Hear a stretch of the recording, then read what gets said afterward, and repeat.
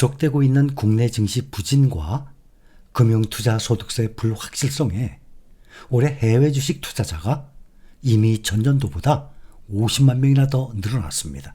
지금 700만 명을 넘어섰습니다.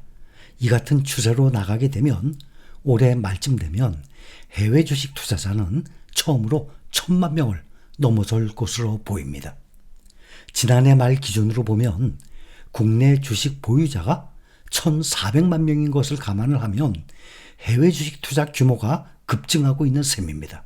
그리고 해외 주식에 특히 미국 주식에 투자를 하게 되면 미국의 대기업들, 빅테크주들, 미국에 상장되어 있는 기업들과 우리가 돈을 투자해서 같이 돈을 벌어서 사업을 하는 것 아닙니까? 동업자입니다. 거기서 수익을 낸 것, 주가가 오르면 수익 낸 것 아닙니까? 그 수익 낸 것을 22%나 국내에서 세금을 내게 됩니다. 그러니 미국에 가서 세계적인 회사와 같이 동업을 해서 돈을 벌어서 그거의 22%를 세금을 내고 있는 것입니다. 9개의 증권사, 대표적인 회사들, 올 들어서 지난 8월 말까지 달러로 환전한 투자자가 총 710만 8천 명이에요. 이것은 달러로 매도한 투자자를 합친 것입니다. 중복이 되는 측면도 있는데 대략적인 서학김의 수치라고 볼 수 있는 것입니다. 달러 환전 투자자가 2021년 588명, 2023년 659만 명, 올해는 8개월 만에 지난해 기록을 51만 명 이상 넘어선 것입니다.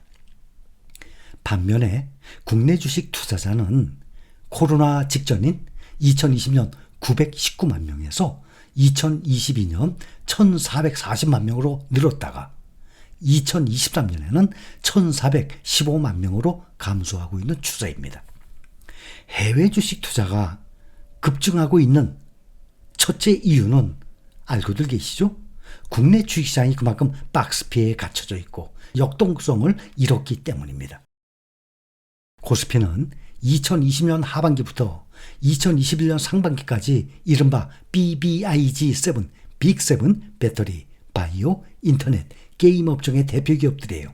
이것이 떠오르면서 한때 3,000선을 돌파하기도 했었습니다.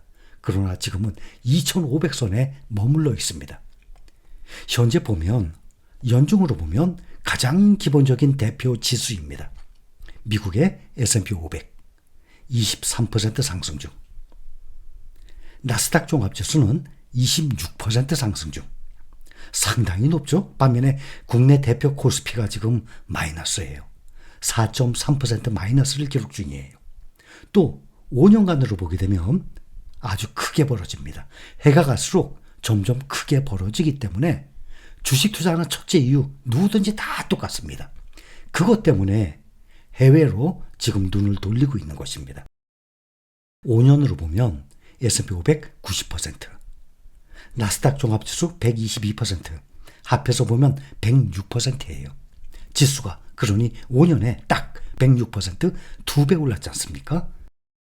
반면에 코스피는 22% 올랐습니다. 무려 미국의 대표지수 평균과 국내 대표지수 코스피와 4.8배, 5배 차이가 납니다. 올 들어서 지난달 말까지 코스피 시장에서 개인 투자자들이 매도한 금액만 해도 8조가 넘어갑니다. 지난해 순매도 금액은 2조 3,577억 원이었어요. 그러니 지금 지난달 말까지면 9월 말까지예요. 그러니까 3분기까지죠. 10, 11, 12, 4, 4분기 뺀 상태에서도 8조가 넘어갔어요. 작년에는 순매도 금액이 2조 3,577억 원이었는데 엄청나게 늘어났습니다. 심지어 2022년 하락장이었죠. 그때는 23조 원 이상 순매수했던 사람들입니다. 그만큼 국내 증시에 실망을 하고 해외 증시를 이 수익률을 맛본 투자자의 소화개미화가 급속도로 진행되고 있다는 의미입니다. 또 하나는 ETF 시장이 눈에 띄게 커지고 있습니다.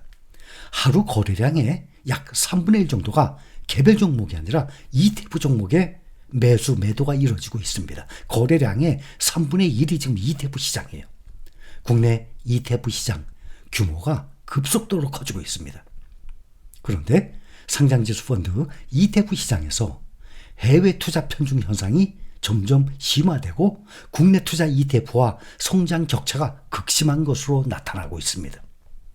해외 자산을 기초로 하는 상품, 국내 상장된 주로 미국 지식이죠. 여기에 대한 투자 편중 현상이 심화가 되면서 국내 투자 ETF와의 성장 격차가 눈에 띄게 벌어진 것으로 나오고 있습니다. 올해 9월 말 기준으로 보면 국내 상장 ETF 가운데 해외 자산을 기초로 한 상품이 386개 ETF예요. 순자산이 53조 3천억 원으로 집계됐습니다. 이것은 지난 2019년 기준으로 순자산이 3조 7천억 원이었어요. 그러니까 2019년도에는 ETF의 총 시가총액 자산이 3조 7천억 원. 그런데 지금 53조 3천억 원으로 14배 이상이나 증가했습니다. 반면에 국내 자산을 기초로 한 ETF 상품, 우리는 국내 자산으로 기초로 한 국내 종목들로 구성된 ETF는 거의 투자 안 하고 있죠. 또 여러분들 중에서 2차 전지에는 미국에 없으니까 중국과 우리나라에 투자하고 계신 분들 계실 겁니다. 지난달 말 기준으로 순자산이 106조 1천억 원입니다. 2019년 48조 원에 비해서 2.2배 늘어났습니다. 그래도 국내 상장된 해외 ETF보다는 국내 종목으로 구성된 것이 2배나 더 많습니다. 시가총액 보면. 그러나 증가한 수치 보면 해외 ETF는 14배나 증가했는데 국내 종목들에 대한 ETF는 2배 늘어나는데 그친 것입니다. 또 운용사들별로 보면 한국투자신탁은행이 에이스죠. 해외 투자 ETF의 성장을 주도하고 있습니다. 국내 주요 자산 운용사 중에서 해외 ETF 비중이 더 큰 곳이 한국투자운용이 유일합니다. 그러니 코덱스나 타이거는 국내 종목으로 상장된 ETF가 그만큼 더 많다는 얘기예요.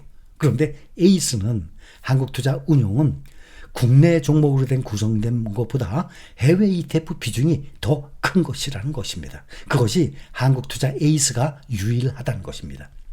한투운용의 ETF 순자산 11조 4,669억 원 중에서 해외 투자 ETF가 53종이고 반이 넘어가는 7조 8,305억 원이에요. 국내 투자는 33종, 해외 종목은 53종, 국내 종목은 33종. 벌써 20종이 더 많죠. 금액도 7조 8,305억 원대, 국내 종목은 3조 6,363억 원으로 해외 투자 ETF가 국내 투자 ETF보다 2배 이상 더 큰 것으로 나왔습니다. ETF 시장이 이렇게 급성장에도 불구하고 해외 자산을 기초로 한 ETF 투자 증가로 국내 자본 시장의 자금 유입은 부족한 상황입니다. 가장 큰 이유, 투자 수익률 때문 아니겠습니까?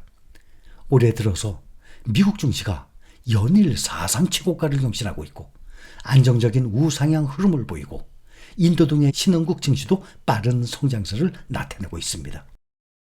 그런데 이거에 반해서 국내 증시는 박스권 행보를 보이면서 해외 자산으로 투자처를 옮기는 투자자가 계속 늘어나고 있는 추세입니다.